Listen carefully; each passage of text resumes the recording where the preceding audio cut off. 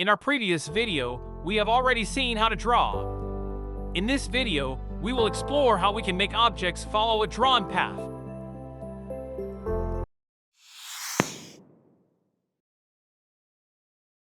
Here, I've set up a simple scene with a simple car sprite and a 2D box collider attached to it. Now let's create a script with the name car.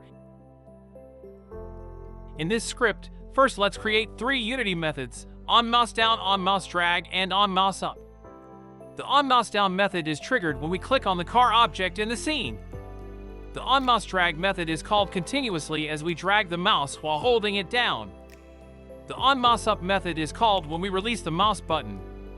You can check about them in Unity's official documentation on Mono Behavior Messages section. Next, I imported the script from this video we have seen before. If you haven't watched it before, please watch it first. It's easy. Now let's do some modifications here. Let's rename this method update line as we don't want it to update it in the update method. We only update this if we are dragging from the car. Now let's create a method to start line drawing. It will take a vector2 argument as position. In this method, let's reset the line renderer's properties. Next, make the line renderer variable a public variable. Now in the car script, let's create a public variable of type drag with mouse. And in the on mouse down method, let's call the start line method, which we created to reset the line and pass the car's position as a parameter. In the on mouse drag method, we want to update line drawing, so first make the update line method a public method, then call it here. Now attach the car script and draw with mouse script to the car game object and also add a line renderer component to it. And make sure to check this use world position boolean as true, because we don't want to move our line with the car. Pass its reference to the draw with mouse script and set its value, then drag the draw with mouse script into the car's draw control field.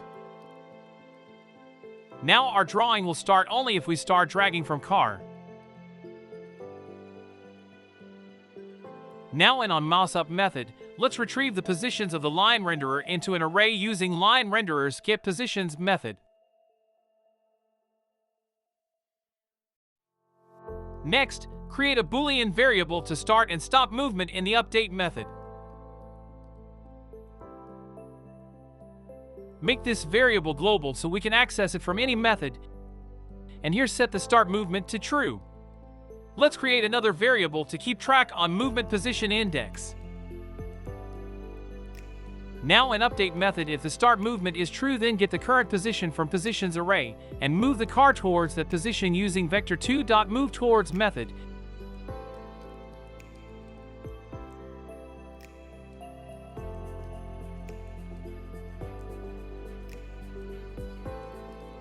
After that, let's check if the distance between our position and the destination point position is less than a certain value, then increment the move index by 1, so it will pick next position next time.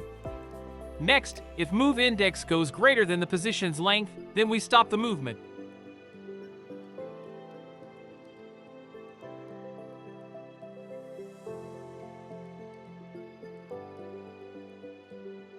You can see our movement is working fine now. Next, let's rotate our car in movement direction. Here first I taken the direction in which car will move, then I calculated the angle using a tan2 method, then rotated the car using quaternion.slurp. A tan2 method returns the angle in radian, so here I simply multiplied it with mathf.radian to degree and subtracted 90 because Unity angles works different from normal coordinates. Now that we are done, you can see our car is working fine now. If you have any questions, please ask them in the comments section and I will respond. If you enjoy our videos, please subscribe to our channel for more excellent content like this, and please tell your friends about it as well.